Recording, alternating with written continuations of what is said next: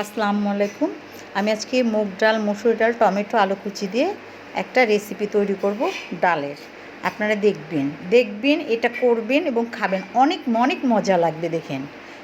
আচ্ছা, আমি এখন কড়াইটা নিয়ে নিলাম, নিয়ে তেল দিয়ে দিয়েছি। এরপর আমি ওর ভিতরে পেঁয়াজ দিব। পেঁয়াজটা দিয়ে আমি ওটাকে ব্রেস্তা করে ফেলবো।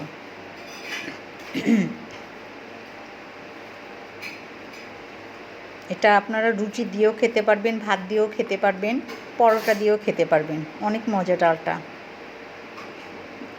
পেঁয়াজটা ভাজা হয়ে গেল, এখন উঠাই নিলাম। এখন আমি তেলটার ভিতরে দিয়ে দিব 2টা শুকনো মরিচ, একটু জিরা দিয়ে এটা করবো আর কি, ভালো লাগবে, একটা সেন্ট, একটা ঘ্রাণ আসে, এই জন্য দিই। আচ্ছা, এবার এটার ভিতরে আমি আবারও একটু তেল দিয়ে দিচ্ছি।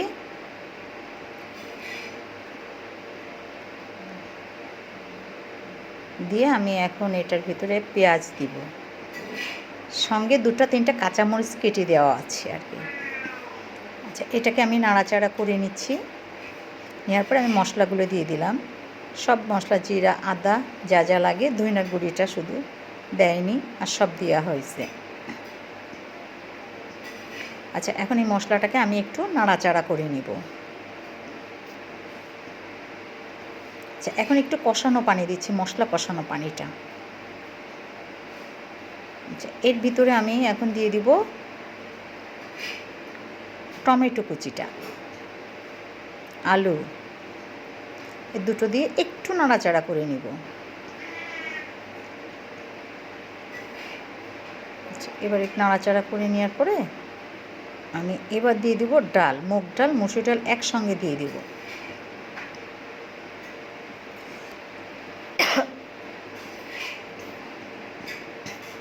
মুগ ডালটা ভেজে আমি ঠান্ডা পানিতে ধুয়ে রেখে দিয়েছিলাম, ওটাকে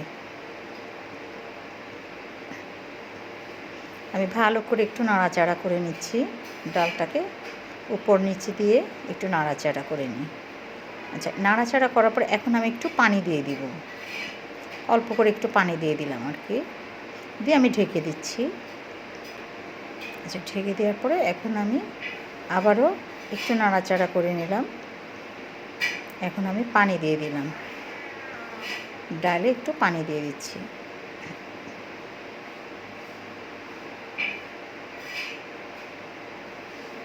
আচ্ছা, পানিটা দিয়ে দিলাম,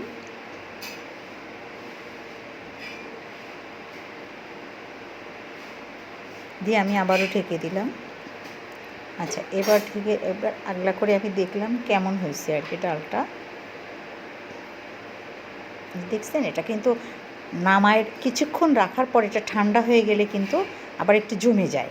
আমি অর্ধেকটা পেঁয়াজ বেরেস্তা এর ভিতরে এখনই দিয়ে দিলাম, আর বাকিটা আমি বাটিতে দিয়ে দিচ্ছি। এই যে আমার ফাইনাল লুক দেখেন, এটা কিন্তু আরও গাঢ় হয়ে যাবে আস্তে আস্তে। এই যে দেখেন তো কেমন ঘন হয়ে গেছে, আরেকটু ঘন হয়ে যাবে। এটা খেতে কিন্তু অসম্ভব সুন্দর, আপনারা খেয়ে নেবেন। ভালো লাগলে পাশে থাকবেন, আমার পাশে থাকবেন। আল্লাহ হাফেজ।